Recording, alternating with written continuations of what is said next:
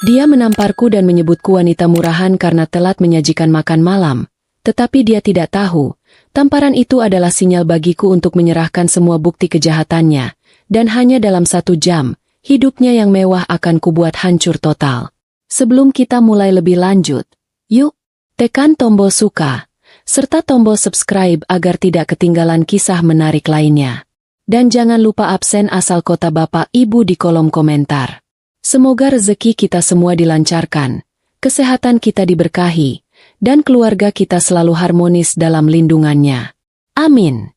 4 tahun adalah waktu yang terlampau panjang untuk menelan ludah, menahan air mata, dan mematikan harga diri. Astri tahu betul hitungan itu. Sejak menikah dengan Bayu, hidupnya tak ubahnya seorang pelayan berbayar yang tak dihargai.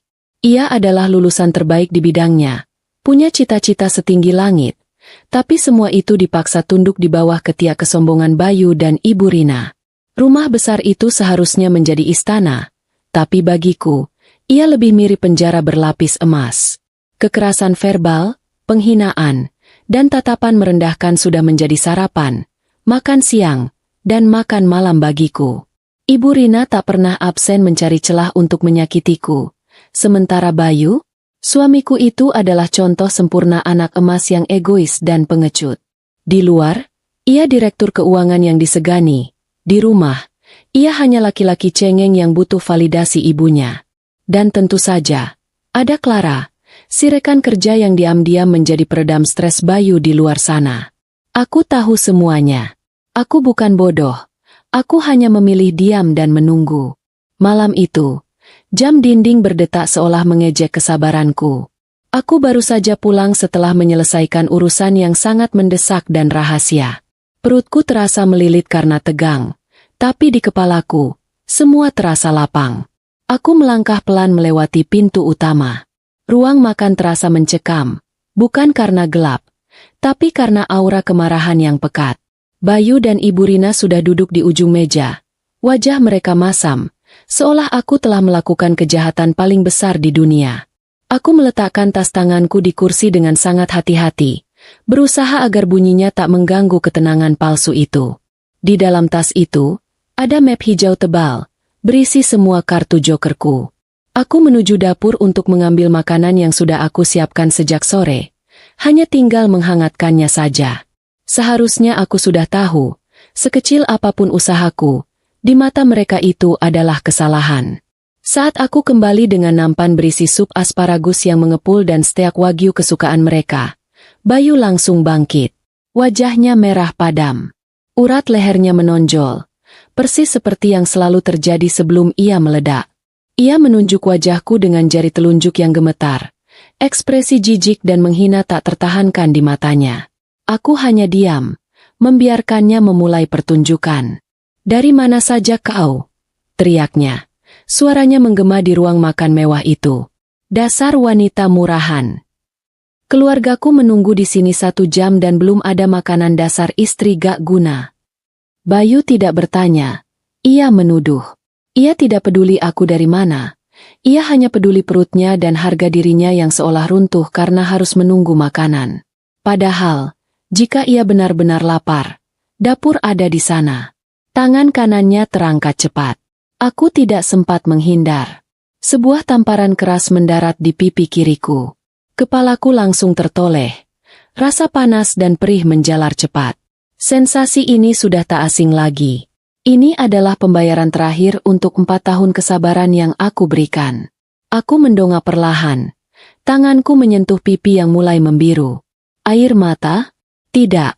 Air mata sudah kering sejak lama. Aku hanya merasakan satu hal. Kelegaan. Ya, aku lega. Drama ini akhirnya mencapai klimaksnya. Di samping Bayu, Ibu Rina hanya mendecih pelan. Mengipasi dirinya dengan kipas tangan sambil bergumam tentang betapa tidak becusnya aku. "Istri macam apa yang tidak bisa menghormati suami dan mertua?"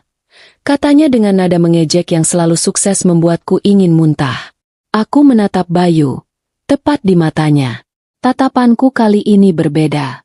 Tidak ada ketakutan, tidak ada permohonan maaf. Yang ada hanya pandangan dingin dan sedikit rasa geli. Mungkin Bayu terkejut dengan reaksiku. karena ia sempat terdiam sesaat. Di tengah keheningan yang singkat itu, aku merasakan sesuatu yang lucu. Coba bayangkan, direktur keuangan sebuah perusahaan besar, seorang pria yang katanya cerdas, tapi marah-marah hingga menampar istrinya hanya karena menunggu steak selama 60 menit. Bukankah itu konyol? Aku hampir tertawa. Aku harus menahan tawa itu, karena senyumku yang aneh bisa merusak timing drama yang akan segera terjadi. Aku tidak menjawab satupun hinaan mereka. Aku hanya berdiri tegak, membiarkan Bayu terus mengumpat tentang betapa tidak bergunanya aku sebagai istri, sebagai perempuan, dan sebagai manusia di matanya. Aku hanya memutar pandanganku ke arah jam dinding. Jarum jam terus berdetak. Waktu terus berjalan, dan hitung mundur menuju pertunjukan utama hanya tinggal 1 jam lagi. Bayu tidak tahu, 60 menit itu bukan hanya waktu yang ia habiskan untuk menunggu makanan, tapi waktu yang ia beli untuk dirinya sendiri menuju kehancuran total. Sambil menahan perih di pipi, aku memasang senyum tipis, senyum yang benar-benar tulus karena aku tahu, sebentar lagi aku akan bebas. Aku hanya diam, karena kau tidak tahu, bisikku dalam hati.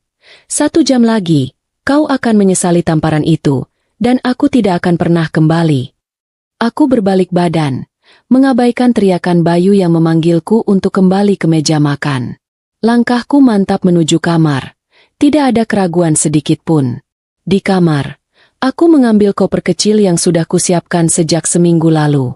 Di dalamnya, ada pakaian seadanya, dan map hijau tebal yang berisi hasil kerjaku selama 4 tahun terakhir. Dokumen, rekaman, dan semua bukti transaksi haram Bayu.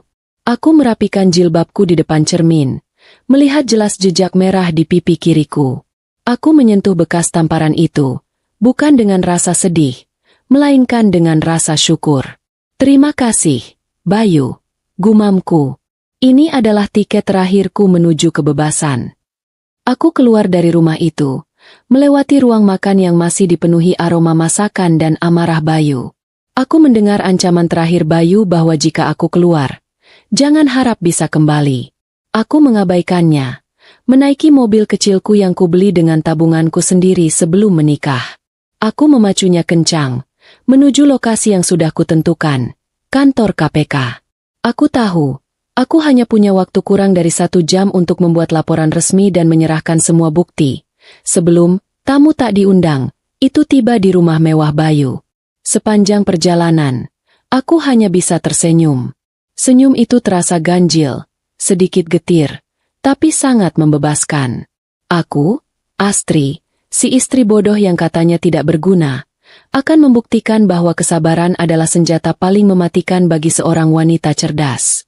Semua hinaan, semua tamparan, semua air mata, akan kubayar tunai, lunas, dalam waktu kurang dari 60 menit. Aku kembali ke rumah itu tepat 50 menit setelah tamparan Bayu. Jalanan Jakarta yang sepi malam itu membantuku menyelesaikan urusan penting di kantor KPK lebih cepat dari perkiraan. Aku masuk melalui pintu depan dengan langkah yang jauh lebih ringan daripada saat aku keluar. Di telingaku, masih terngiang jelas teriakan dan ancaman Bayu, tapi kali ini aku hanya merasakan ketenangan yang dingin. Suasana di ruang tengah masih sama tegangnya, bahkan lebih keruh. Bayu dan Ibu Rina rupanya sudah selesai makan, atau lebih tepatnya, mereka makan dengan tergesa-gesa karena lapar dan gengsi. Piring-piring bekas sup asparagus dan steak wagyu yang kubuat ronggok di meja makan, kotor tak disentuh asisten rumah tangga yang sudah kuperintahkan untuk libur hari itu. Bayu menoleh cepat saat mendengar pintu tertutup. Wajahnya semakin merah padam, perpaduan antara sisa amarah dan mungkin sedikit rasa bersalah yang segera ia tepis. "Oh, jadi kau berani kembali?" gertaknya. Bangkit berdiri seolah siap melompat. "Aku sudah bilang, jika kau langkahkan kakimu keluar pagar, kau tidak usah kembali. Kau pikir kau siapa? Siapa yang kau temui malam-malam begini? Hah? Dasar wanita tidak tahu diuntung." Aku membiarkan semua tuduhan itu melayang di udara. Aku hanya berdiri di dekat pintu, menyandarkan punggung ke dinding, dan memasang senyum paling datar yang kubisa. Senyum itu bukan senyum mengejek, melainkan senyum puas karena rencanaku berjalan tepat waktu.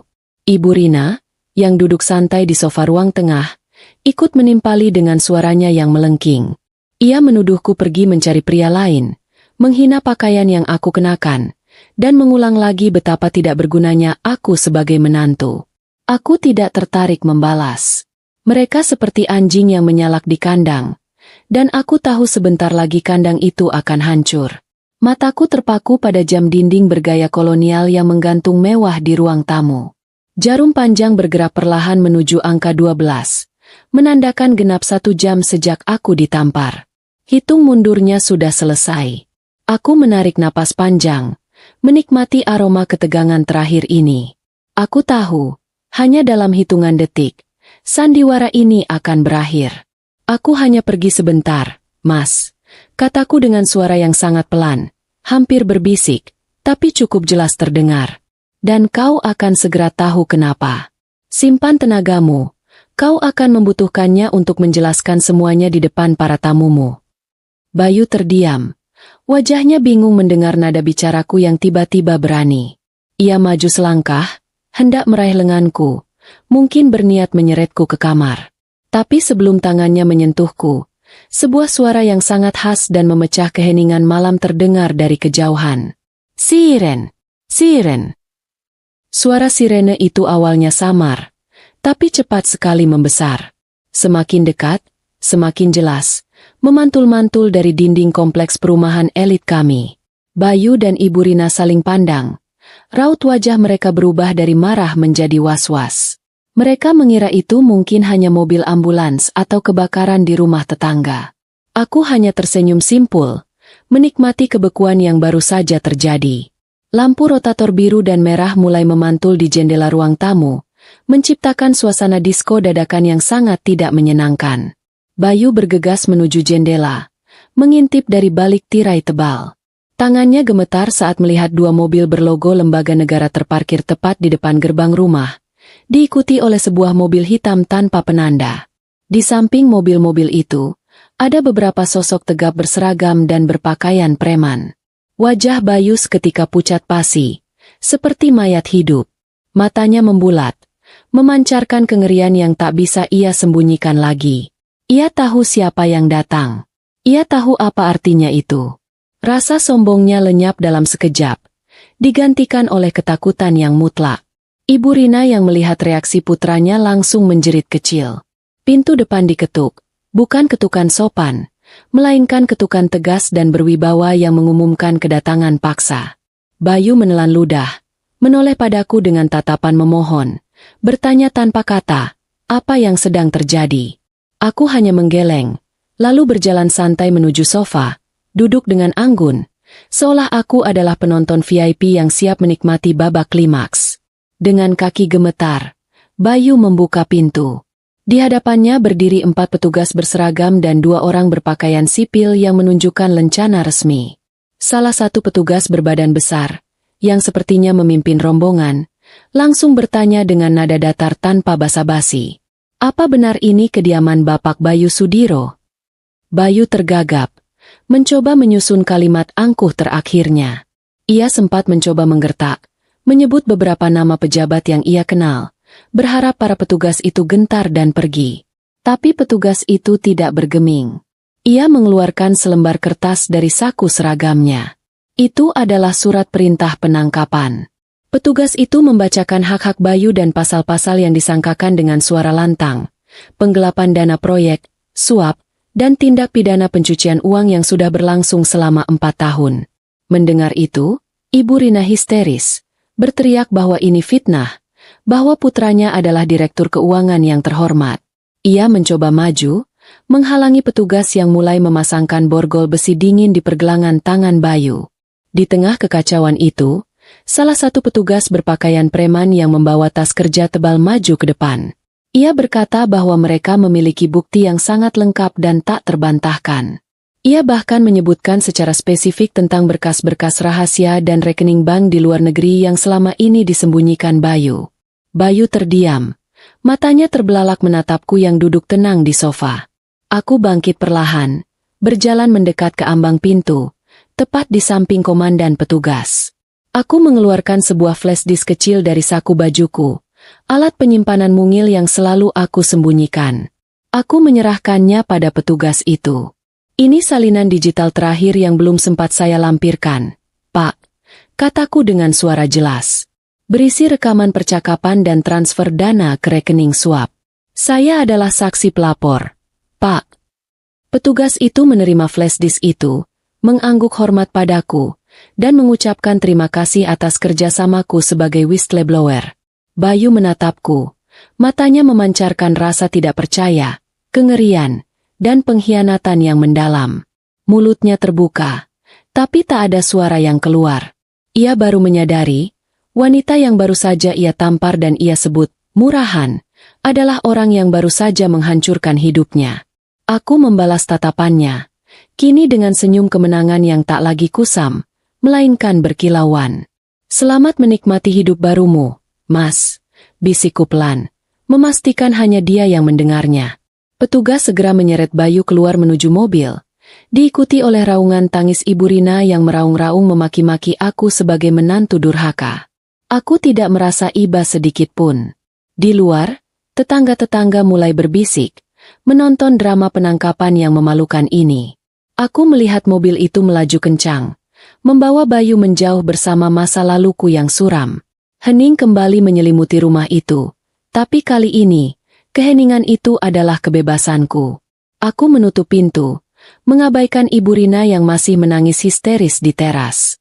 Aku berjalan kembali ke ruang tengah, duduk di sofa yang sama, dan menghela napas panjang. Pundakku terasa jauh lebih ringan. Aku tahu, pertunjukan belum selesai. Kini tinggal aku berdua dengan Ibu Rina. Dan aku sudah menyiapkan kejutan kedua untuk wanita tua itu. Kejutan yang menyangkut nasibnya di rumah yang selama ini ia klaim sebagai miliknya. Udara di ruang tengah terasa dingin, jauh lebih dingin daripada biasanya. Seolah AC rumah ini ikut merasakan ketegasan suasana. Aku duduk tenang di sofa mewah, menyesap segelas air mineral untuk meredakan tenggorokan yang tercekat karena menahan emosi. Di luar, suara isakan Ibu Rina yang meraung-raung di teras mulai mereda, berubah menjadi gumaman makian yang pelan. Aku tahu, ia pasti sedang mengumpulkan sisa-sisa kesombongan dan kemarahannya untuk menghadapi babak selanjutnya. Benar saja, tak lama kemudian, Ibu Rina masuk kembali ke rumah dengan hentakan kaki yang kasar. Ia membanting pintu utama hingga menimbulkan suara berdebum keras. Matanya sembab, wajahnya merah padam, tapi dagunya tetap terangkat tinggi, menunjukkan sisa-sisa keangkuhan yang tak mau mati. Ia melangkah mendekatiku. Jari telunjuknya yang dihiasi cincin berlian palsu menuding lurus ke wajahku. "Kau, istri durhaka!" teriaknya dengan suara serak yang melengking. "Beraninya kau menjebloskan putraku ke penjara. Kau pengkhianat. Pergi. Segera angkat kakimu dari rumah ini sekarang juga. Aku tidak sudi bernapas di bawah atap yang sama dengan ular berbisa sepertimu." Aku tidak beranjak, hanya menatapnya lurus-lurus. Tudingan, ular berbisa, itu membuatku geli. Apakah dia lupa siapa yang lebih dulu menebar racun dalam rumah tangga ini? Aku membiarkannya menghabiskan stok kata-kata kasarnya, menikmati jeda sebelum aku melancarkan serangan balasan yang tenang namun mematikan. "Rumah ini milik putraku," lanjutnya, suaranya naik 1 oktav. "Semua isinya adalah keringat Bayu. Kau tidak punya hak sedikit pun berada di sini. Ambil kopermu yang kecil itu dan enyah. Kalau tidak, akan kupanggil satpam untuk menyeretmu keluar." Aku meletakkan gelas di meja kaca, menimbulkan bunyi klik yang tajam dan menarik perhatiannya. Ibu Rina, yang selama 4 tahun meremehkanku sebagai wanita bodoh yang hanya tahu urusan dapur, jelas tidak siap dengan ketenanganku yang tiba-tiba. Aku berdiri perlahan, merapikan lipatan gamisku, dan memberinya tatapan yang penuh makna. "Nanti dulu, Bu," kataku dengan nada sangat rendah, seperti sedang mengajari anak kecil. "Apa Ibu yakin, 100% yakin, kalau rumah ini milik Bayu?" Pertanyaanku terdengar bodoh dan retoris di telinga Ibu Rina. Tentu saja ia yakin. Bayulah yang membeli, Bayulah yang tinggal, dan Bayulah anak kesayangannya. Ia mengejekku dengan dengusan yang panjang, menanyakan apakah aku sudah gila karena syok. Aku hanya menggeleng. Aku berjalan santai menuju sebuah meja konsol kecil di sudut ruangan. Aku membuka laci paling atas, mengambil sebuah map dokumen berwarna coklat tebal, dan kembali. Aku tidak menyerahkannya, melainkan melemparkannya pelan ke atas meja kaca di antara kami. Map itu mendarat dengan bunyi plak yang mengagetkan Ibu Rina. Jika Ibu masih bisa melihat jelas tanpa kacamata, silakan buka dan baca sendiri, kataku. Ibu Rina menyambar map itu dengan tangan gemetar. Marah bercampur penasaran. Ia membuka map itu kasar. Matanya menyusuri baris demi baris tulisan di sertifikat tanah dan bangunan tersebut. Butuh waktu beberapa detik. Dan kemudian, napasnya tercekat. Ekspresinya langsung berubah dari marah menjadi kaget. Dan perlahan, menjadi pucat pasi. Di kolom kepemilikan hak, tercetak jelas namaku, Astri Widya Ningrum. Tidak ada nama Bayu. Satu huruf pun tidak ada. Ibu Rina membaca ulang berkali-kali, seolah berharap nama putranya akan muncul tiba-tiba. Nil. Aku duduk kembali, menyilangkan kaki dengan anggun, dan mulai menjelaskan skema permainan Bayu. Aku menceritakan bahwa 4 tahun lalu, Bayu membeli rumah ini saat ia sedang diawasi ketat oleh auditor internal perusahaan karena kecurigaan awal kasus korupsi. Bayu tidak bisa membeli aset besar atas namanya sendiri, karena itu akan memicu alarm. Dengan liciknya, Bayu menggunakan namaku untuk membeli properti ini, jelasku. Ia bilang itu hadiah pernikahan untukku. Padahal, niat sebenarnya adalah pencucian uang. Ia pikir aku terlalu bodoh untuk mengerti hukum properti dan ia bisa mengambil alih kepemilikan kapan saja setelah masalahnya selesai. Ibu Rina hanya bisa terdiam, lidahnya keluh. Semua argumennya hancur seketika. Aku melanjutkan, menjelaskan satu poin hukum yang paling penting. Di mata negara, siapa yang namanya tercantum di sertifikat, dia adalah pemilik sah mutlak. Jadi, Ibu salah. Rumah ini bukan milik Bayu.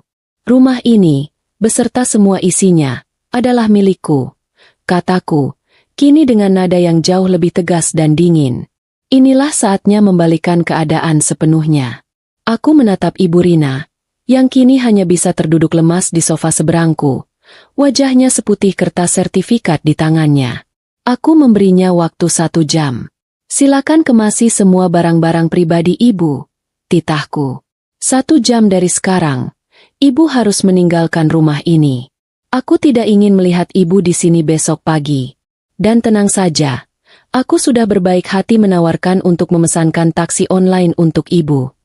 Bayangan di matanya menunjukkan bahwa ia benar-benar terpukul. Ia tidak menyangka skenario akan berbalik 180 derajat. Ia mencoba melawan, mengatakan bahwa ia akan membawa semua perhiasan dan barang-barang mewah dari kamarnya. Mengklaim itu adalah hadiah dari Bayu. Aku hanya tersenyum kecil. Silakan, Bu. Tapi saya sarankan Ibu segera mengecek keaslian barang-barang itu. Karena kejutan dari Bayu belum selesai. Ibu Rina, dengan langkah gontai, akhirnya menyeret kakinya menuju kamar. Rasa takut dan syok sudah menembus kesombongannya. Aku menghela napas lega. Ini adalah langkah pertama menuju kedamaian. Di dalam hatiku, aku tahu karma itu sungguh detail dan tak pernah salah alamat. Di dalam kamar mewahnya yang terletak di lantai 1, Ibu Rina tampak panik luar biasa. Ia bukan panik karena Bayu ditangkap, melainkan panik karena statusnya sebagai nyonya rumah yang terhormat baru saja dicabut sepihak. Ia buru-buru membuka brankas kecil yang tersembunyi di balik lukisan, mengeluarkan kotak-kotak beludru berisi kalung, gelang, dan cincin berlian yang selalu ia pamerkan di acara arisan. Aku mengikutinya dengan langkah santai, bersandar di ambang pintu kamar, mengawasi gerakannya.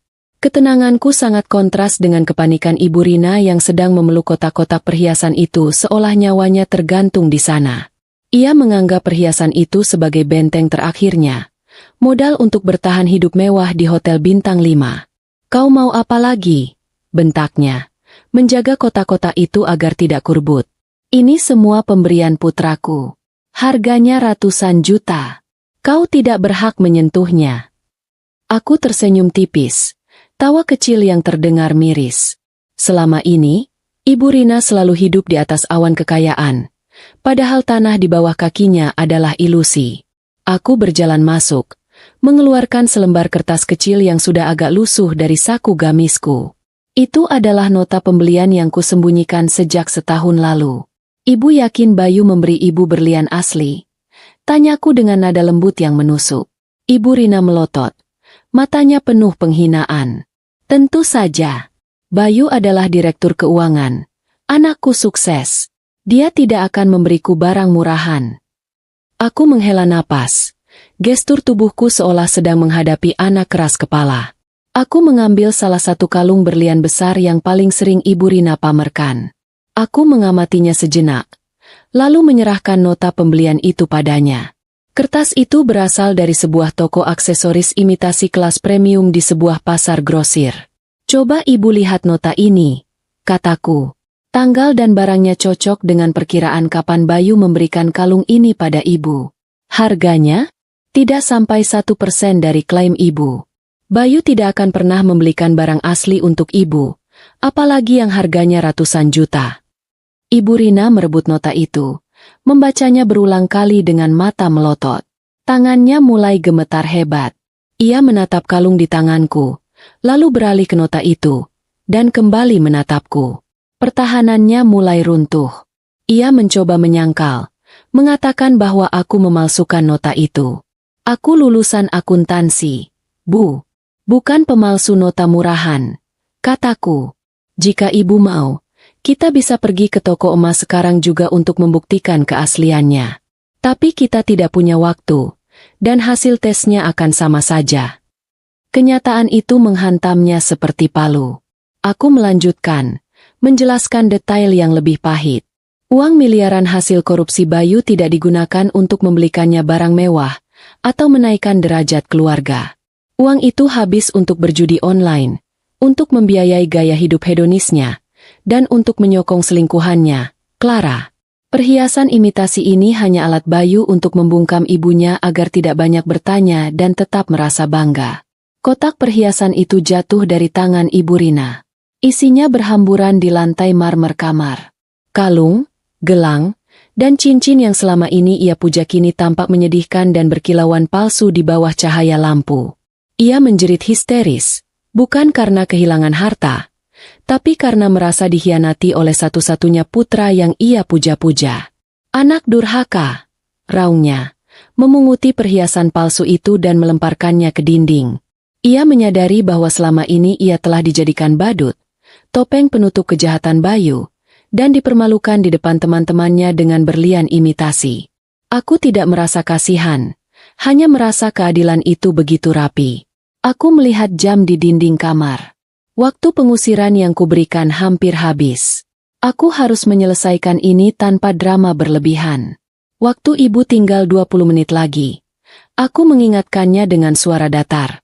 Jika Ibu belum keluar, aku akan meminta satpam untuk membantu memindahkan barang-barang Ibu ke trotoar. Setelah ini, semua barang milik Ibu yang tersisa akan aku sumbangkan ke panti asuhan. Ancaman terakhir itu berhasil. Ibu Rina, dengan langkah gontai dan air mata yang terus mengalir, mulai memasukkan baju-bajunya ke dalam koper besar dengan asal-asalan. Tidak ada lagi kesombongan, tidak ada lagi dagu terangkat.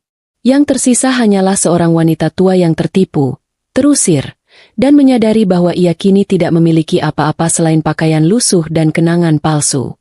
Aku menunggunya di ruang tamu, memastikan Ibu Rina keluar dari pagar rumah. Tepat saat jam menunjukkan batas waktu, Ibu Rina menyeret koper besarnya keluar dari gerbang, berdiri sendirian di pinggir jalanan yang sepi. Aku mengunci pintu pagar, membalikkan kunci terakhir itu. Aku melihat Bayu sudah pergi, dan kini, Ibu Rina pun sudah pergi. Aku kembali masuk, mematikan lampu ruang tamu, dan menuju dapur. Aku membersihkan piring kotor yang ditinggalkan mereka, mencuci bekas-bekas sup yang katanya keasinan. Dan untuk pertama kalinya dalam 4 tahun, aku merasakan kedamaian absolut di rumah itu. Malam itu, aku tidur nyenyak, tanpa rasa takut akan teriakan atau tamparan yang mengganggu. Di dalam sel tahanan kantor polisi, waktu bergerak lambat dan menyakitkan, berbeda total dengan ritme jam tangan mewah yang dulu melingkari pergelangan Bayu. Ruangan itu sempit, pengap, dan berbau pesing. Bayu meringkuk di sudut, Tubuhnya yang dulu terawat rapi kini diselimuti keringat dan kekusutan. Selama berjam-jam, ia hanya bisa menatap lantai semen dingin, mencoba mencerna kehancuran yang menimpanya dalam waktu kurang dari 1 jam. Ia bukan lagi direktur keuangan yang angkuh, melainkan hanya narapidana baru yang ketakutan. 3 penghuni sel lainnya, yang berbadan besar dan bertato, memandangnya dengan tatapan lapar dan menilai. Pakaian mahal Bayu yang kusut adalah tanda bahwa ada domba gemuk yang tersesat ke kandang mereka. Bayu berusaha menjauh, berharap keberadaannya tidak disadari. Kepalanya berdengung, bukan karena bising, melainkan karena isolasi yang mencekik. Sejak tiba, Bayu terus berteriak meminta haknya untuk menelepon pengacara. Setelah berulang kali membuat keributan, seorang petugas akhirnya datang dan memberinya waktu singkat untuk menggunakan telepon. Bayu buru-buru menghubungi Pak Dimas, pengacara pribadinya yang selama ini mengurus semua dokumen ilegalnya. Jawaban di ujung telepon membuat darah Bayu membeku, lebih dingin dari lantai sel. Pak Dimas dengan nada formal dan dingin mengatakan bahwa ia tidak bisa lagi mewakili Bayu. Perusahaan tempat Bayu bekerja telah resmi memecatnya dan mengajukan gugatan balik. Karena Pak Dimas dikontrak oleh perusahaan, ia kini berada di pihak lawan. Bayu dicampakkan begitu saja, tanpa peringatan. Bayu mencoba menghubungi teman-teman bisnisnya, para pengusaha dan pejabat yang sering ia traktir di restoran bintang 5. Satu persatu, nomor-nomor itu ia hubungi dengan tangan gemetar.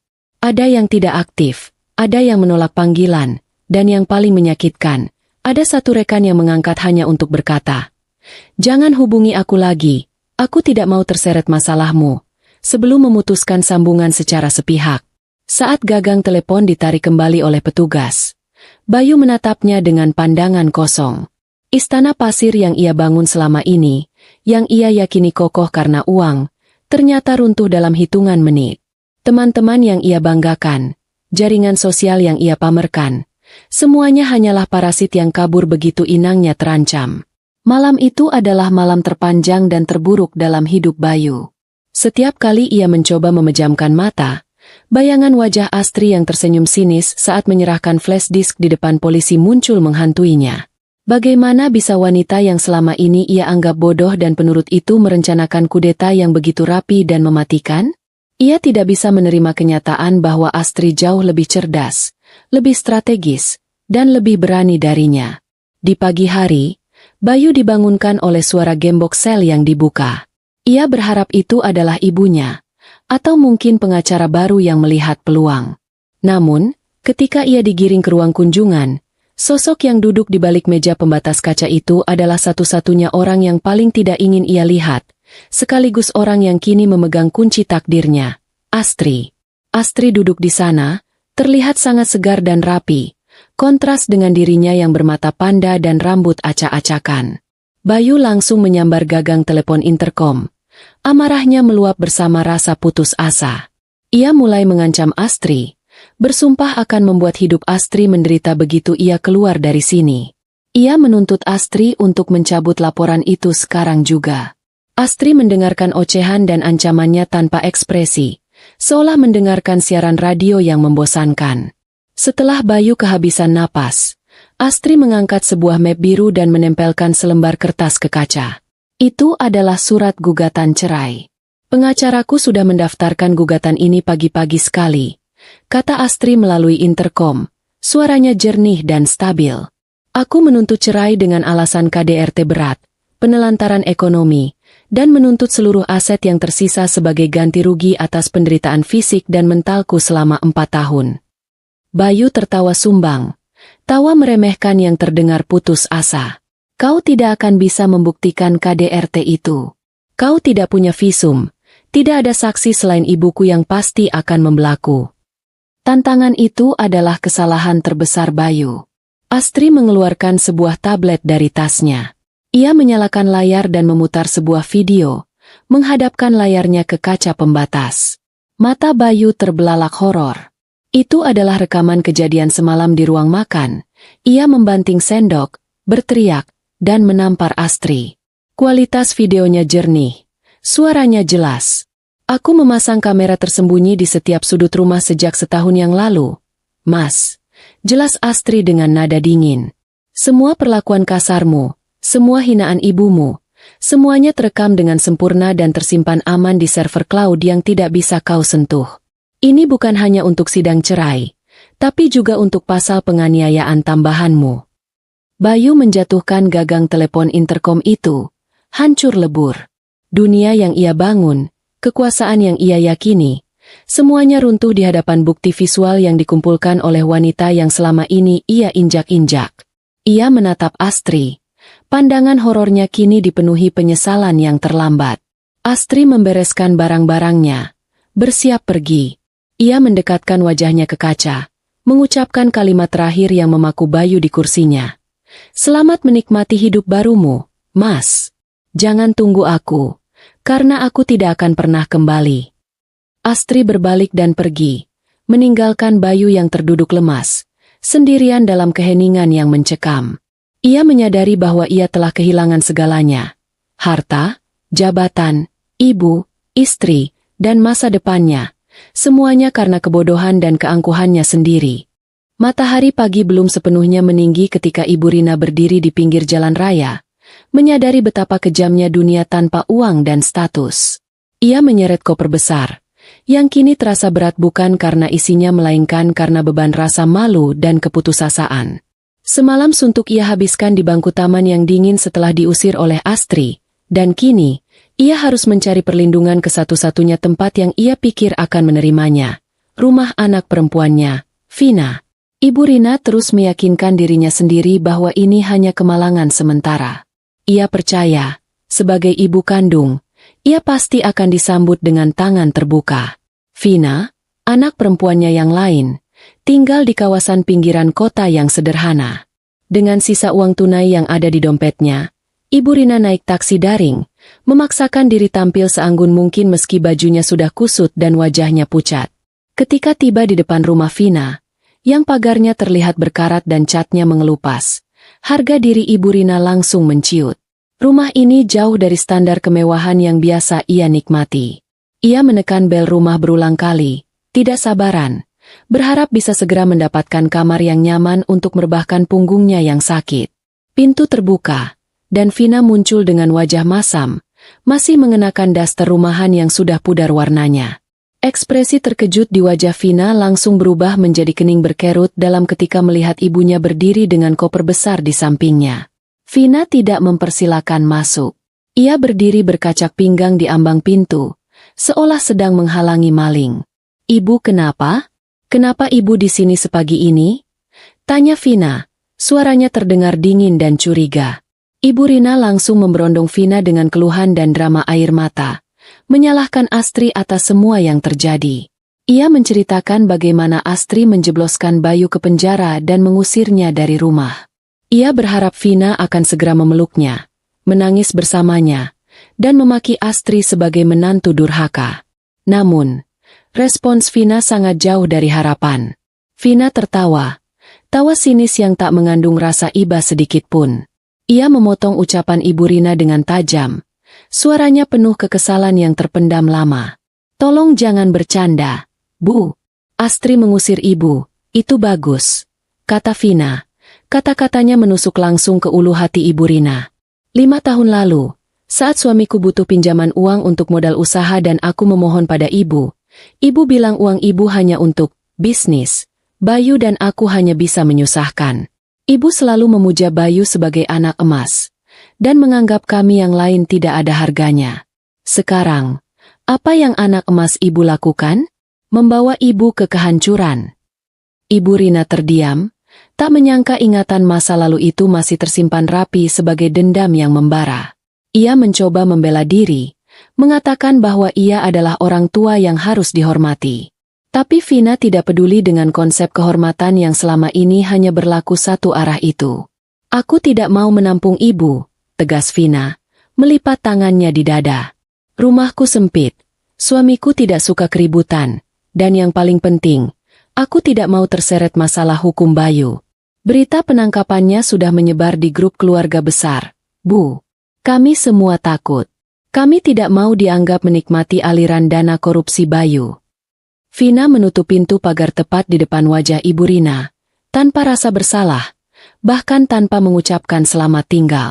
Ibu Rina terpaku di trotoar. Koper besar itu kini terasa 10 kali lebih berat. Hatinya hancur berkeping-keping, bukan karena penolakan, tapi karena kesadaran pahit bahwa anak-anaknya hanya melihatnya sebagai beban dan potensi masalah hukum. Ibu Rina menyeret kopernya kembali ke jalan raya, kini menuju harapan terakhirnya, rumah anak sulungnya, Ridho. Perjalanan ke rumah Ridho memakan biaya sisa uangnya dan waktu yang cukup lama.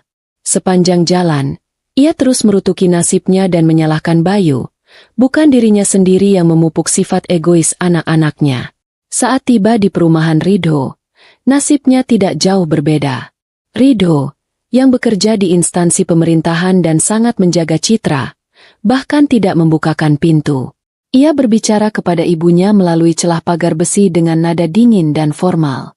"Maaf, Bu, saya sedang ada urusan mendesak dan tidak bisa menerima kunjungan," kata Ridho. Matanya tampak menghindari tatapan Ibu Rina. "Menampung ibu saat ini bisa membahayakan posisi saya. Berita Bayu sudah viral.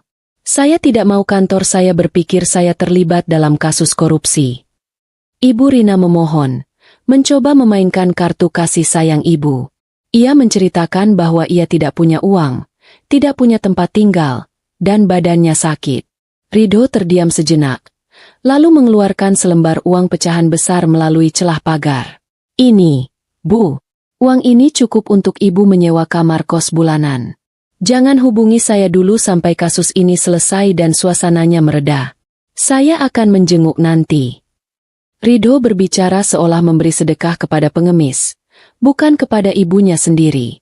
Uang di tangan Ibu Rina terasa panas, sebuah penghinaan yang tak tertahankan dari darah dagingnya sendiri. Ia menyadari, di mata anak-anaknya, ia sudah tidak lagi berharga. Nilainya hanya sebatas uang receh yang bisa dihindari demi menjaga citra dan kekayaan mereka sendiri.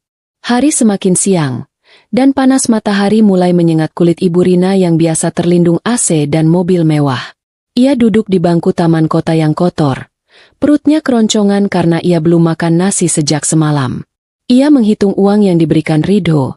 Jumlahnya sangat terbatas, hanya cukup untuk sewa kamar kos murah di daerah perkampungan kumuh selama sebulan. Ia menyeret kopernya lagi. Kakinya mulai melepuh karena sepatu hak tingginya tidak cocok untuk berjalan jauh. Dengan langkah gontai, ia mulai menyusuri ganggang sempit yang becek dan berbau tidak sedap. Kesombongan yang tersisa sedikit demi sedikit terkikis oleh realitas kemiskinan. Setelah berputar-putar mencari, ia akhirnya menemukan sebuah kamar petak kosong di ujung gang buntu. Kondisinya sangat memprihatinkan. Dindingnya lembab, catnya mengelupas, lantainya hanya semen kasar, dan kamar mandinya di luar, berbagi dengan penghuni lain. Pemilik kontrakan, seorang wanita paruh baya dengan tatapan curiga, meminta bayaran di muka. Ibu Rina menyerahkan uangnya dengan tangan gemetar. Ia masuk ke kamar sempit itu, meletakkan kopernya, dan bau apek langsung menusuk hidungnya. Tidak ada AC, tidak ada kasur empuk, hanya tikar tipis yang ditinggalkan penyewa sebelumnya. Ia ambruk di lantai, menangis tanpa suara. Malam pertama di tempat itu adalah neraka yang nyata baginya.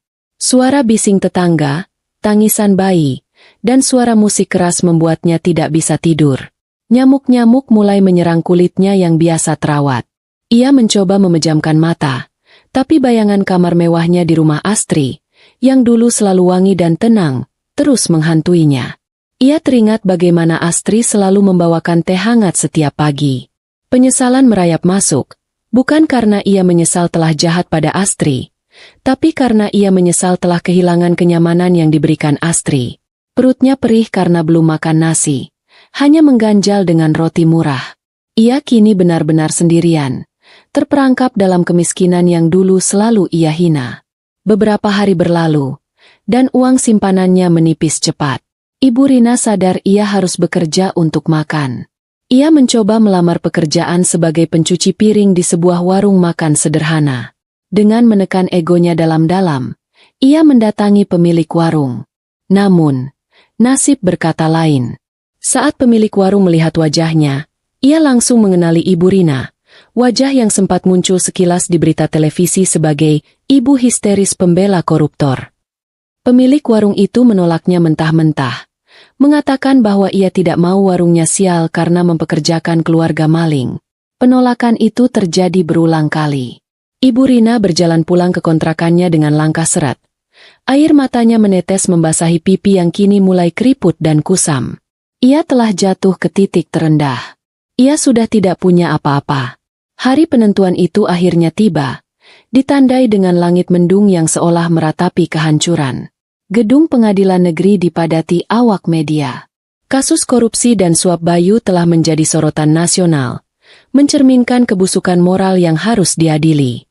Aku datang lebih awal, diantar oleh Dimas, pengacaraku yang kompeten dan tenang. Aku duduk di kursi saksi dengan penampilan yang memancarkan aura profesional dan percaya diri. Aku mengenakan setelan blazer biru tua yang elegan, menampilkan sosok wanita yang jauh berbeda dari istri tertindas yang dulu dikenal Bayu.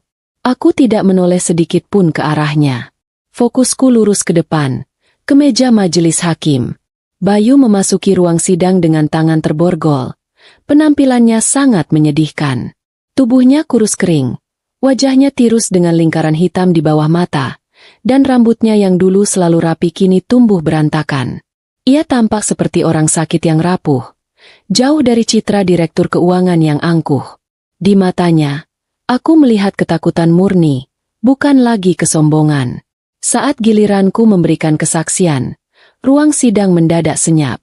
Aku memaparkan kesaksianku dengan tenang, runtut, dan didukung data yang akurat. Aku menjelaskan bagaimana Bayu memalsukan tanda tangan direktur utama, bagaimana ia membuat perusahaan cangkang untuk mengalirkan dana, dan bagaimana ia menggunakan uang perusahaan untuk memuaskan gaya hidup pribadinya. Aku berbicara layaknya seorang auditor ahli, menggunakan istilah keuangan dan hukum yang membuat pengacara publik Bayu yang ditunjuk negara karena Bayu sudah bangkrut kewalahan. Setiap kali Bayu mencoba membantah dengan emosi, hakim segera memperingatkannya untuk diam. Bukti-bukti yang kuserahkan malam itu di KPK, kini terpampang di layar proyektor, menjadi senjata yang menelanjangi semua kejahatan Bayu. Persidangan tidak hanya membahas soal uang, jaksa juga mulai masuk ranah perilaku Bayu. Aku membeberkan fakta bahwa sebagian besar uang hasil kejahatan itu digunakan untuk gaya hidup hedonis, judi online, dan membiayai wanita-wanita simpanannya. Aku juga menyerahkan bukti rekening koran yang menunjukkan aliran dana ke beberapa wanita yang tidak dikenal, semakin menyudutkan posisi Bayu. Bayu tampak semakin kecil di kursi pesakitan, bahunya merosot total. Ia menyadari bahwa ia tidak memiliki satupun orang di ruangan itu yang berpihak padanya. Semua rencananya runtuh di hadapan detail data dan kesaksianku yang dingin. Ketika sesi tanya jawab hampir selesai, Bayu diberi kesempatan untuk membela diri. Dengan suara parau dan putus asa, ia mencoba memainkan kartu korban. Ia menuduhku sebagai istri yang tidak tahu terima kasih, yang sengaja menjebaknya karena ingin menguasai harta. Ia berteriak bahwa aku memanipulasi data dan bahwa aku sebenarnya tahu tentang semua transaksi itu dan menikmatinya. Pembelaannya terdengar konyol dan tidak berdasar. Aku menjawab dengan tenang, menjelaskan bahwa aku memiliki bukti jejak digital bahwa aku tidak pernah menggunakan 1 rupiah pun uang haram tersebut untuk keperluan pribadiku. Semua pendapatanku berasal dari kerja freelance yang aku sembunyikan darinya. Dan aset rumah yang kumiliki dibeli dengan skema yang justru dirancang Bayu untuk menghindari pajak. Tiba-tiba, pintu ruang sidang terbuka dengan kasar. Seorang wanita muda dengan riasan wajah tebal dan pakaian mencolok masuk tanpa izin. Petugas keamanan mencoba menahannya. Namun wanita itu berteriak lantang memanggil nama Bayu. Itu adalah Clara, wanita simpanan Bayu. Semua orang mengira Clara datang untuk membela atau memberikan dukungan moral. Bayu sempat tersenyum tipis, berharap Clara akan menjadi penyelamat atau setidaknya saksi yang meringankan.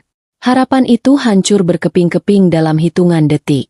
Clara berjalan menuju pagar pembatas antara kursi pengunjung dan area sidang. Ia tidak menatap Bayu dengan cinta, melainkan dengan kemarahan yang meluap. Di depan hakim, jaksa, dan seluruh hadirin, Clara berteriak menagih janjinya. Ia mengatakan bahwa Bayu telah berjanji membelikannya apartemen dan mobil bulan ini, tetapi ternyata Bayu malah masuk penjara. Dia penipu, teriak Clara. Aku sudah keluar modal banyak untuk melayani dia, dan dia cuma janji palsu. Mana mobilku? Bayu? Mana uangku? Clara bahkan mengeluarkan ponselnya dan menunjukkan bukti percakapan mesum dan janji-janji manis Bayu di depan umum. Ruang sidang menjadi gempar. Wartawan berebut mengambil foto momen memalukan itu. Bayu menunduk dalam-dalam. Wajahnya merah pada menahan malu yang luar biasa. Ia tidak hanya terbukti sebagai koruptor dan pelaku KDRT, tetapi kini juga terbukti sebagai peselingkuh murahan. Clara terus memaki-maki Bayu sampai akhirnya petugas keamanan menyeretnya keluar dari ruang sidang. Teriakan Clara masih terdengar menggema di lorong gedung pengadilan. Aku menatap kekacauan itu dengan wajah datar. Sebenarnya, aku tidak terkejut. Aku adalah orang yang secara anonim mengirim pesan kepada Clara pagi ini, memberitahu lokasi dan waktu sidang Bayu. Aku tahu sifat Clara yang materialistis dan meledak-ledak. Dia adalah bom waktu yang sempurna untuk menghancurkan sisa kredibilitas Bayu. Hakim ketua menatap Bayu dengan tatapan jijik yang tidak bisa disembunyikan. Sidang hari itu ditutup dengan keputusan skorsing, namun semua orang sudah tahu kemana arah palu hakim akan jatuh nanti. Saat aku berjalan keluar dari ruang sidang, dikawal Dimas, wartawan mengerubungiku. Aku menolak memberikan komentar, berjalan tegak. Aku tahu, persidangan hari ini bukan hanya tentang memenangkan perdebatan hukum, tetapi tentang menunjukkan kepada dunia, dan terutama kepada Bayu, siapa diriku sebenarnya. Sebuah pertunjukan kebenaran yang menyakitkan, namun membebaskan. Aku menatap Bayu sekali lagi sebelum pintu ruang sidang tertutup. Ia terlihat sangat kecil, kesepian, dan hancur. Aku tahu, sejak saat itu, keadilan tidak akan meninggalkannya sedetik pun. Di sebuah kamar kontrakan yang sempit dan pengap, Ibu Rina terbaring lemah di atas tikar tipis. Sudah hampir sebulan ia hidup dalam keputusasaan dan penyesalan. Tubuhnya menggigil hebat, bukan karena suhu dingin, melainkan karena demam tinggi yang tak kunjung reda. Batu kering yang menyakitkan terus menyiksa tenggorokannya. Di sekitarnya, tidak ada apa-apa, hanya botol air mineral kosong dan sisa bungkus roti basi. Ia mencoba bangkit untuk mengambil air dari keran di luar kamar, namun kakinya terlalu lemah. Ibu Rina jatuh kembali ke lantai, mengerang kesakitan saat pinggulnya menghantam semen kasar. Suara gaduh dari kamar Ibu Rina didengar oleh tetangga sebelah, seorang ibu muda bernama Ningsih. Meskipun Ibu Rina selama ini selalu bersikap angkuh dan tidak mau bergaul, rasa kemanusiaan Ningsih tergerak. Ningsih dan beberapa warga lain mendobrak pintu kayu kamar Ibu Rina yang rapuh. Pemandangan yang mereka temukan sungguh menyedihkan. Wanita tua yang dulu selalu membanggakan kekayaan putranya kini tergeletak tak berdaya. Wajahnya pucat pasi, dan matanya cekung. Warga segera bergotong royong membawanya ke rumah sakit umum daerah terdekat menggunakan angkutan umum seadanya. Sesampainya di instalasi gawat darurat, Ibu Rina ditempatkan di bangsal kelas 3 yang penuh sesak. Bau obat-obatan bercampur dengan bau keringat pasien lain membuatnya mual. Seorang perawat datang memeriksa kondisinya dan meminta data penanggung jawab keluarga. Dengan suara parau dan tangan gemetar, Ibu Rina menyebutkan nomor telepon anak-anaknya, Ridho dan Vina. Perawat itu mencoba menghubungi Ridho dan Vina. Telepon Ridho tersambung. Namun begitu perawat menjelaskan bahwa ibunya masuk rumah sakit dan membutuhkan biaya pengobatan segera, Ridho langsung memutus sambungan telepon dengan alasan sedang rapat penting. Perawat mencoba menelepon kembali, namun nomor itu sudah diblokir. Harapan beralih ke Vina. Vina menjawab dengan nada ketus, mengatakan ia tidak punya uang, usahanya sedang sepi, dan menyuruh pihak rumah sakit meminta biaya kepada Bayu di penjara. Ibu Rina, yang mendengar percakapan itu dari kejauhan, merasa hatinya hancur berkeping-keping. Air mata menetes dari sudut matanya, bukan karena sakit fisik, melainkan karena rasa sakit akibat pengkhianatan dari darah dagingnya sendiri. Anak-anak yang ia besarkan dengan memanjakan mereka, anak-anak yang ia bela mati-matian, kini membuangnya seperti sampah.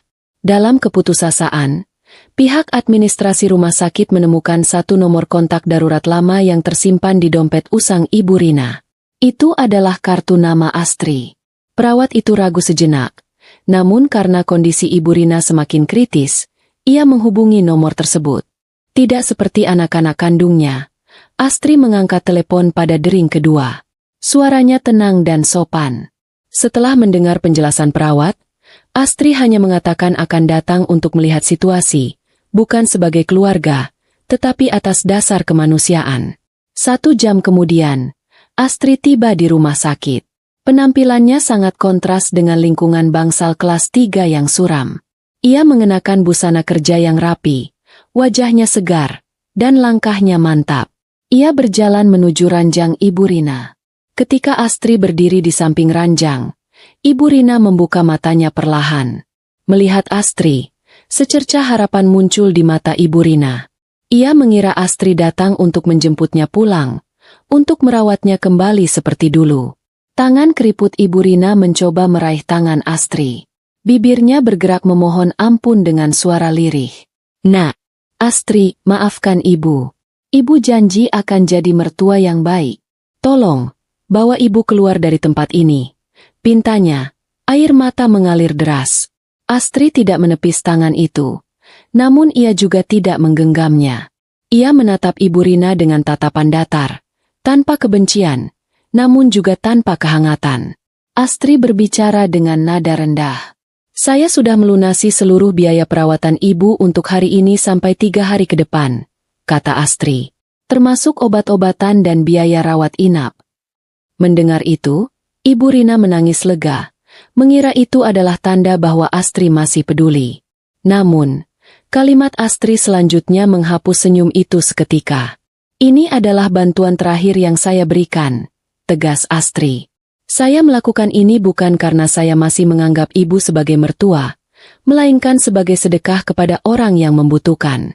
Setelah 3 hari, pihak dinas sosial akan mengambil alih perawatan Ibu, karena tidak ada keluarga yang mau mengurus Ibu." Ibu Rina terbelalak kaget, menggelengkan kepalanya kuat-kuat, memohon agar jangan diserahkan ke panti sosial. Ia berteriak, ia ingin pulang ke rumah Astri. Astri mengeluarkan ponselnya dan memperdengarkan rekaman suara percakapan telepon antara pihak rumah sakit dengan Ridho dan Vina tadi. Suara Ridho yang dingin dan suara Vina yang kasar terdengar jelas. "Anak-anak kandung Ibu sendiri yang menolak merawat Ibu," kata Astri pelan. "Mereka takut keluar uang, takut repot. Inilah hasil didikan Ibu selama ini. Mengajarkan anak-anak Ibu untuk mencintai uang di atas segalanya. Sekarang, saat uang itu tidak ada, cinta itu pun hilang." Astri merapikan tasnya dan bersiap pergi. Ibu Rina menangis meraung, mencoba bangun untuk menahan Astri, namun tubuhnya terlalu lemah. Ia berteriak memanggil nama Astri, mengatakan bahwa ia menyesal, bahwa ia salah menilai Astri selama ini. Astri berhenti sejenak di ambang pintu tirai bangsal. Ia menoleh sedikit, menatap wanita tua yang kesepian itu untuk terakhir kalinya. "Penyesalan selalu datang terlambat, Bu," kata Astri. Suaranya kini kembali dingin dan tegas. "Dan karma tidak pernah salah alamat. Gunakan sisa hidup Ibu untuk bertaubat." Setelah itu, Astri berjalan pergi. Langkah kakinya terdengar tegas menjauh di lorong rumah sakit, meninggalkan Ibu Rina yang terus menangis dalam penyesalan yang mendalam. Ibu Rina benar-benar sendirian, menyadari bahwa di mata anak-anaknya, ia sudah tidak lagi memiliki nilai. Astri telah memberikan keadilan terakhir, bukan dengan kebencian, melainkan dengan kemanusiaan yang terukur. Di dalam lembaga pemasyarakatan yang terletak jauh di luar kota, Bayu terus membusuk dalam kesendirian. Hari-hari yang ia lalui terasa seperti siksaan tanpa akhir. Status sosialnya telah lenyap, dan kini ia hanya seorang pesakitan yang menunggu hari penentuan takdir. Bayu tidak tahu, Ibu Rina telah jatuh sakit dan ditinggalkan anak-anaknya. Ia hanya tahu bahwa dunia di luar sana terus bergerak tanpanya. Hari penentuan vonis itu akhirnya tiba. Langit di atas gedung pengadilan tampak suram, mencerminkan masa depan Bayu yang kelam. Ruang sidang utama penuh sesak, lebih padat daripada sebelumnya. Semua mata tertuju pada kursi terdakwa. Bayu duduk dengan kepala tertunduk dalam. Tubuhnya kini benar-benar habis. Ia tampak seperti bayangan dirinya yang dulu. Tidak ada lagi sisa-sisa kesombongan. Hanya ketakutan murni akan palu hakim yang akan segera diketuk. Ia memejamkan mata rapat-rapat. Mencoba mengabaikan tatapan mata Astri yang ia tahu duduk tenang di sisi lain ruangan. Aku duduk di barisan depan bersama Dimas, pengacaraku. Aku mengenakan setelan blazer yang sederhana namun berwibawa. Aku tidak merasakan dendam, hanya rasa lega yang mendalam. Hari ini bukan hanya tentang vonis pidana korupsi Bayu, tetapi juga pembacaan keputusan pengadilan agama mengenai gugatan cerai dan pembagian harta Gonogini. Hakim Ketua, seorang pria parubaya yang berwajah tegas, mulai membacakan putusannya. Suaranya berat dan bergema melalui pengeras suara, mengisi setiap sudut ruangan dengan ketegangan. Hakim membacakan satu persatu fakta persidangan yang telah terbukti sah dan meyakinkan. Bayu terbukti melakukan tindak pidana korupsi secara berlanjut, penggelapan dana perusahaan, pemalsuan dokumen, dan pencucian uang. Hakim juga membacakan pertimbangan yang memberatkan. Bayu tidak menunjukkan rasa penyesalan yang tulus, ia memberikan keterangan yang berbelit-belit, dan yang paling utama, ia terbukti menggunakan uang hasil kejahatan untuk gaya hidup hedonis dan perjudian, yang sangat melukai rasa keadilan masyarakat. Poin tentang KDRT juga disinggung, menunjukkan karakter buruk terdakwa. Keringat dingin mengucur deras di pelipis Bayu. Jantungnya berdegup kencang. Ia menahan napas saat hakim sampai pada bagian amar putusan. Mengadili, suara hakim meninggi, menyatakan terdakwa Bayu Sudiro terbukti secara sah dan meyakinkan bersalah melakukan tindak pidana korupsi. Menjatuhkan pidana kepada terdakwa dengan pidana penjara selama 15 tahun. Angka itu menghantam Bayu seperti palu godam tepat di ulu hati. 15 tahun. Separuh hidup produktifnya akan habis membusuk di dalam penjara. Ia menghitung cepat di kepalanya. Ia akan keluar saat usianya sudah mendekati 50 tahun. Namun, hukuman itu belum selesai. Dan denda sebesar 1 miliar rupiah, dengan ketentuan apabila denda tersebut tidak dibayar, maka diganti dengan pidana kurungan selama 2 tahun. Bayu ambruk sedikit di kursinya. Denda yang begitu besar. Ia tahu ia sudah bangkrut. Itu berarti ia harus menjalani tambahan hukuman. Hakim kemudian membacakan putusan terkait aset dan perceraian. Memerintahkan agar barang bukti berupa tanah dan bangunan di Jalan Kemuning Raya dikembalikan kepada saksi korban, Saudari Astri Widyaningrum, sebagai pemilik sah berdasarkan sertifikat hak milik yang valid, serta sebagai bagian dari kompensasi atas kerugian material dan imaterial akibat tindak kekerasan dalam rumah tangga yang dialaminya. Palu diketuk 3 kali dengan keras. Tok, tok, tok. Bunyi palu itu adalah akhir dari segalanya bagi Bayu. Ia merasa dunia di sekelilingnya berputar. Telinganya berdenging hebat.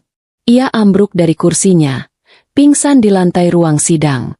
Keributan terjadi.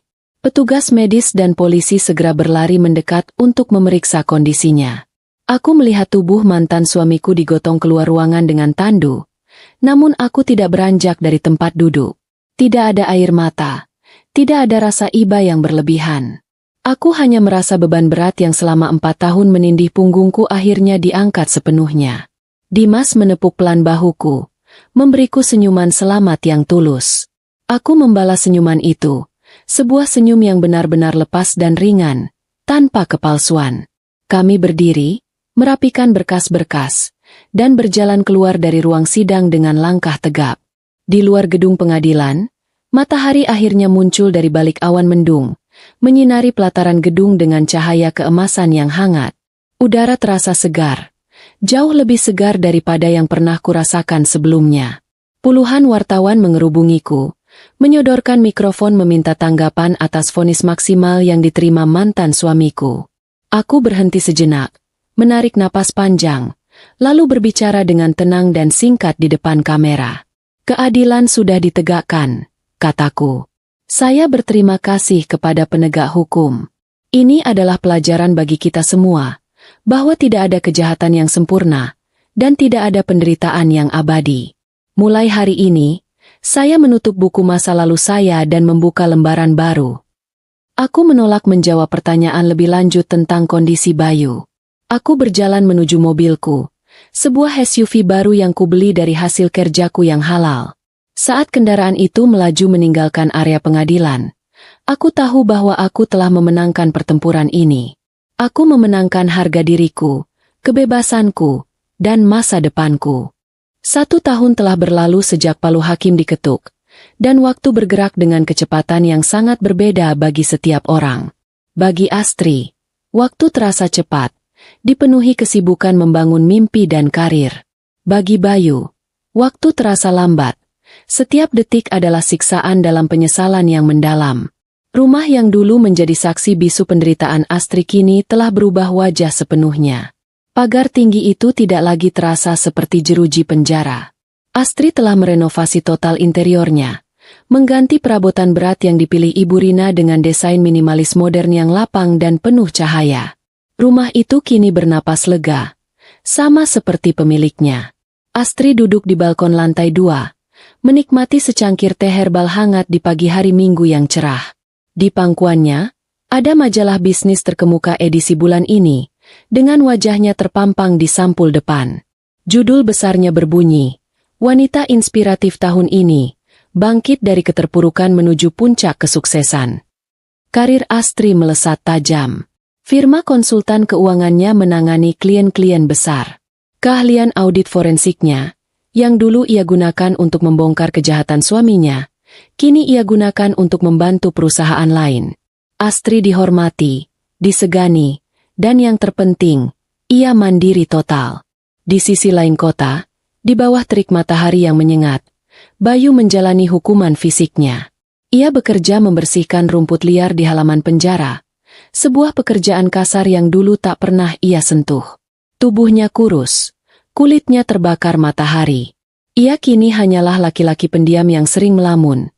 Jiwanya telah sepenuhnya dipatahkan oleh kehidupan penjara. Saat jam istirahat, Bayu duduk sendirian, memakan nasi cadong yang keras dengan lauk seadanya. Ia teringat masakan Astri yang dulu sering ia cela, sup yang katanya keasinan, nasi yang katanya terlalu lembek. Kini, ia rela memberikan apa saja untuk mencicipi masakan itu lagi. Penyesalan adalah teman tidurnya setiap malam. Ia merindukan kasur empuknya, ia merindukan ibunya, dan ia merindukan Astri. Beberapa bulan setelah Astri mengurusnya ke dinas sosial, kabar tentang Ibu Rina sampai ke Astri melalui petugas panti. Ibu Rina telah meninggal dunia. Ia meninggal sendirian, di bangsal panti sosial, tanpa didampingi anak-anaknya. Penyesalan Ibu Rina di akhir hidupnya tak lagi berarti, karena konsekuensi dari keangkuhannya telah terwujud sempurna. Karma bekerja dengan cara yang paling rapi. Bayu sendiri pernah mencoba mengirim surat kepada Astri melalui pengacara publiknya. Surat yang berisi permohonan maaf dan permintaan untuk dikunjungi. Namun, surat itu tidak pernah berbalas. Astri telah menginstruksikan orang di rumahnya untuk membuang semua kiriman yang berasal dari penjara tanpa perlu membukanya. Bagi Bayu, kesunyian ini adalah hukuman yang jauh lebih berat daripada kurungan fisik. Di rumah Astri, bel pintu berbunyi. Dimas, pengacara yang kini menjadi sahabat baiknya, datang berkunjung. Ia membawa kabar baik tentang aset terakhir yang disengketakan oleh pihak keluarga Bayu. Klaim mereka ditolak semua. Posisi Astri kini aman 100% secara hukum. Astri menyambut Dimas dengan senyum lebar. Persahabatan mereka semakin dekat. Astri belum ingin terburu-buru menjalin hubungan baru. Ia sedang menikmati masa-masa mencintai dirinya sendiri. Sebuah fase yang hilang selama 4 tahun pernikahannya. Mereka duduk di ruang tamu, berbincang santai tentang masa depan. Dimas bertanya apakah Astri masih memikirkan Bayu atau merasa dendam. Astri menggeleng pelan, menatap langit biru yang membentang luas dari jendela kaca besar. "Aku tidak lagi merasakan dendam," jawab Astri dengan bijak. "Rasa benci hanya akan mengikatku pada masa lalu dan pada orang yang menyakitiku. Apa yang terjadi pada Bayu dan ibunya bukanlah hasil dari dendamku, melainkan konsekuensi logis dari perbuatan mereka sendiri. Aku hanya bertindak sebagai perantara keadilan." Malam harinya, Astri berdiri sendirian di balkon kamarnya, menatap bintang-bintang yang berkelip. Udara malam terasa sejuk. Ia menarik napas dalam-dalam, mengisi paru-parunya dengan rasa syukur. Ia teringat malam itu, setahun yang lalu, saat ia keluar dari rumah dengan pipi lebam dan hati yang hancur untuk melapor ke polisi. Saat itu ia merasa dunianya berakhir. Ternyata, itu adalah awal dari dunia barunya. Astrid tersenyum tulus. Ia menyadari bahwa kebahagiaan yang sebenarnya bukanlah tentang memiliki suami kaya atau status sosial tinggi, melainkan memiliki kedamaian hati, harga diri yang tegak, dan kebebasan untuk menentukan jalan hidup sendiri tanpa rasa takut. Astrid menutup pintu balkon, menutup tirai, dan mematikan lampu. Kegelapan masa lalu sudah benar-benar ia tinggalkan di belakang. Di dalam kamarnya yang nyaman dan hangat, ia bersiap untuk tidur nyenyak, siap menyambut esok hari yang menjanjikan harapan baru. Kisah penderitaannya telah berakhir, dan kisah kesuksesannya baru saja dimulai. Astrid telah memenangkan kebebasan sejatinya.